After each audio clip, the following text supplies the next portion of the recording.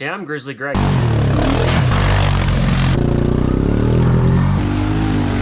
We get rowdy, like to break stuff. Whoa! Woo!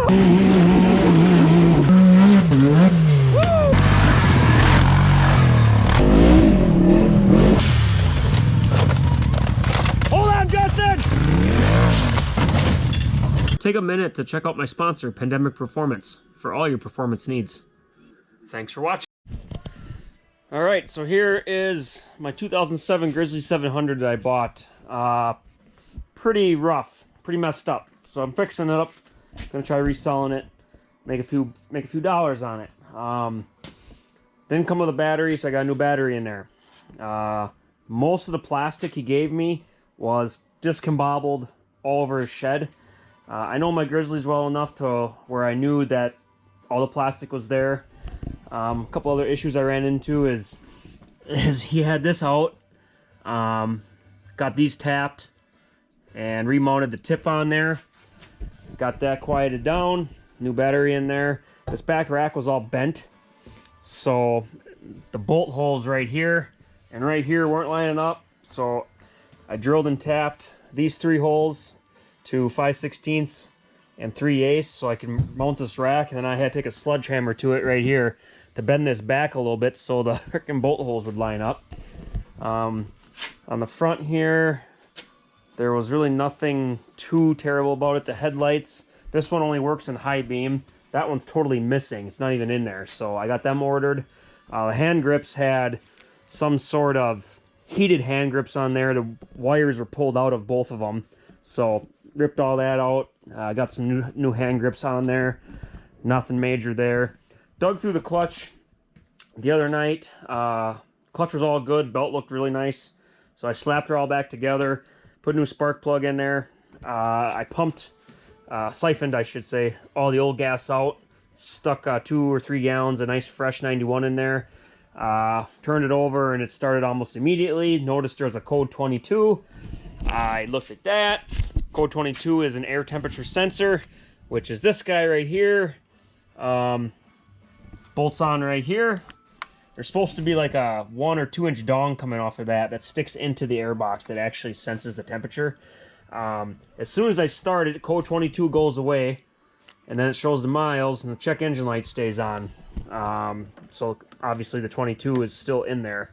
So I'm hoping when that sensor comes, I got that ordered too, but Partzilla can be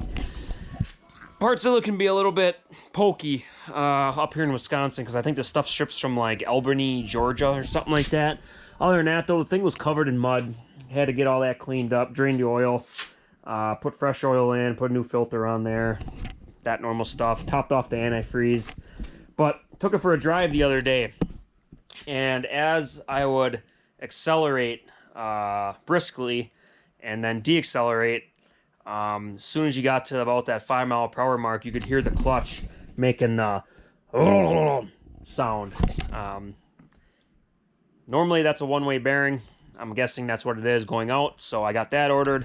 But this video is going to be me, part 1 of the one-way bearing project. I'm going to tear this apart and get it out to the one-way bearing.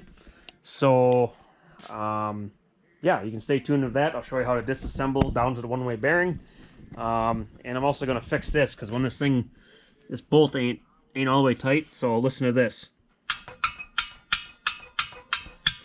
Yeah, well, when this thing is idling, that thing is annoying. That's not a good selling point either, so we got to fix that. And I see he's got it all stripped out. It looks like he tried cutting it with a die grinder at one point to try getting a flathead in there, but I'm going to try cutting it a little bit further with the die grinder and actually try that. Looks like he might have gave up on it after a while, so I'll get that working good. So yeah, and then stay tuned. Here in a couple minutes, we'll bring you back into the clutch. All right, first thing you do, you gotta grab your 17mm and drain the oil, because when you take that wet clutch cover off behind the belt clutch, half the oil will come out. You gotta drain the oil, and that oil is gonna look really clean because I just changed it. I know I should have changed it, Didn't know that the one-way bearing was going out and making noise until you actually get this thing started and take it for a ride. So, next step, you get yourself a rolly cart. Next step, get an impact driver or a 3/8 impact gun. Nice long extension. I like to go with about a 12-inch and a 10mm socket. And then all these bolts right here. Boom. Boom. Boom. All the way around. Pop the cover off. Next step, take this little cotter pin out. I just snapped it, which is fine, can't spares. You hit this pin out. Don't lose the pin. Don't lose that washer. That allows you to pull this brake lever down and hold it with your foot. And then this comes right off. Boom, there's the belt clutch. Next step, you gotta get this cage off. You take your 3/8 drive impact gun, your 12-inch extension, your 10mm socket, 4 bolts holding this pig on. These are different lengths. There's only 2 different lengths, and they go kitty corner. There's a short and a long. That, I believe, would be the long. Once again, use your foot. You pull the lever down. You pull this off. You can see the long ones are where the doubles are, on that corner. So what just fell out there is a short one. You gotta take these 2 long ones. Boom. Feed them in here. You feed it in here. You grab impact gun. You go like this. Right when it starts spreading apart, you do this one a little bit. Boom. And then you go back and forth. Oop. And then you do this one a little bit. Then you do this one a little bit. Then you do this one a little bit. Then this one. There. That's probably good enough. Belt. See if I can do it one-handed.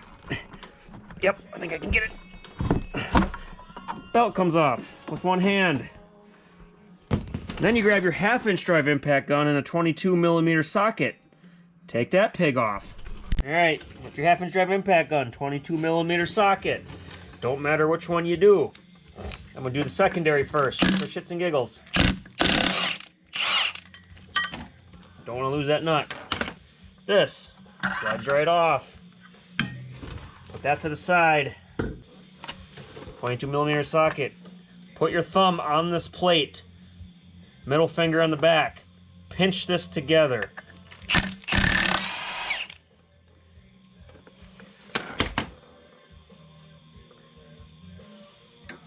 Then put your thumbs tight against this plate with your middle fingers behind the sheave. Keep this plate tight as you take this off. There's going to be a collar that comes, or a little tube that comes with it. That's fine. I set that right on top of the secondary. You got this the fixed sheave. That comes right off. Boom. And millimeter with your 12-inch extension and your impact driver, and you take out all these bolts.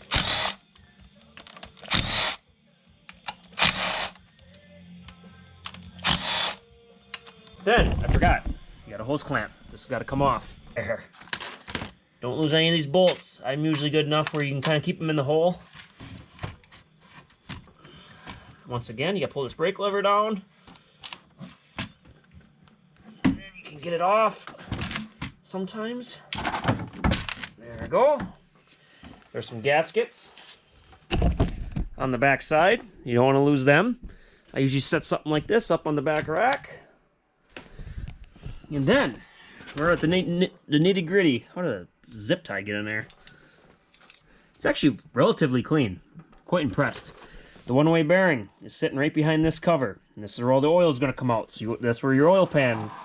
Want to make sure that's right underneath that bad boy. At this point, I'm going to go with a shorter extension.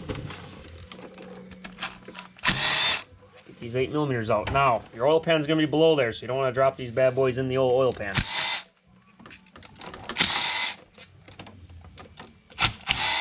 And then, this shaft will come with this piece. So sometimes you can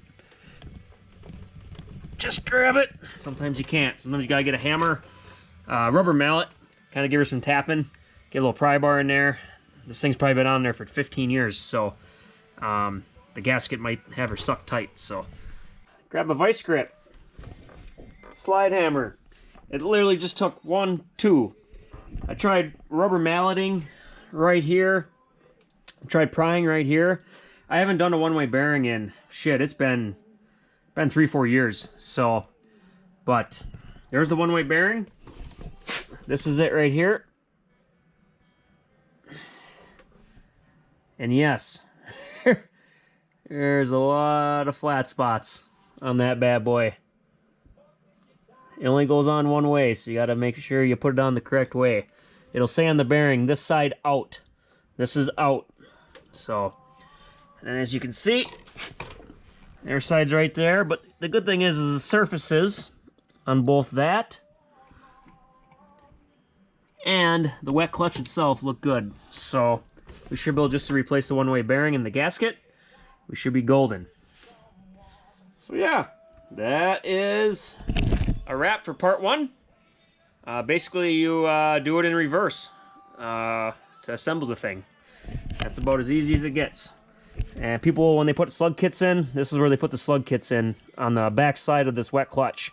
This nut right here is reverse thread. It gets a lot of people, so you gotta be careful there. But yeah, thanks for watching.